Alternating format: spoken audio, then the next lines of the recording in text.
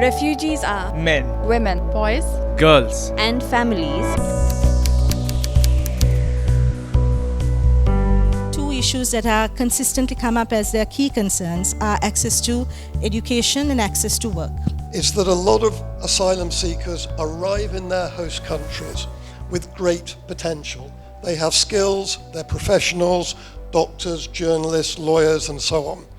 But for some reason, I don't understand why, but for some reason, very few of them go on to practice their professions in their host countries.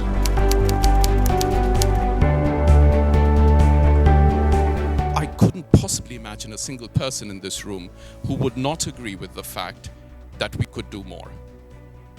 But there are constraints of various sorts within which we function, and everyone tries and attempts to do more. And the development dialogues, and this particular development dialogue, is in fact one of those attempts to create a platform for debate and discussion. Sri Lanka could look at the gaps in the labor market and expand opportunities in these areas to refugees. We have a good experience with this in Malaysia that could be a model for other countries like Sri Lanka. But I think something which we should look at more closely, together with organizations like UNHCR and civil society, is to explore the possibility whether there is scope to have, say, afternoon classes. If you are talking about the 2030 agenda, the Sustainable Development Goals and the Decent Work Agenda, the right to employment, rights at employment, social dialogue, social protection, all that is there, that's fine.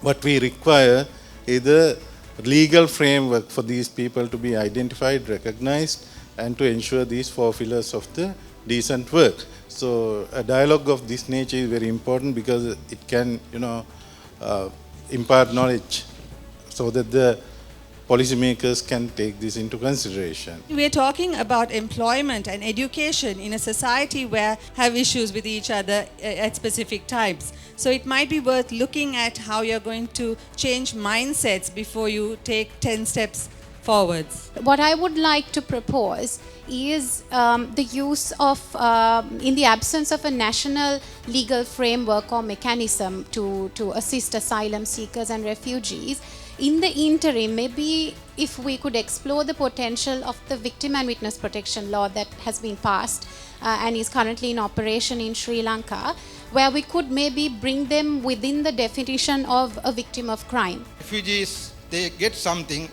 to send their children, somewhat, but the asylum seeker, they don't get anything.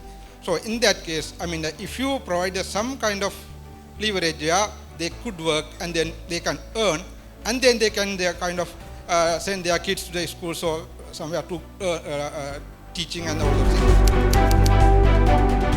Sri Lankan state has had a great experience of dealing with displaced people. I know this firsthand, having worked in the conflict areas. Schools went on almost till the last phase of the war. At every displacement, creative solutions were found to run the schools. So I think we have the experience, we have the background, and I would strongly urge that some concrete action is taken quickly so that children don't miss out on schooling. If we wait for legal reform, and I'm not denying the importance of legal reform, or the necessity to have some kind of legal recourse and backing for asylum seekers and refugees, but if we wait for that, people have to suffer for a lot longer.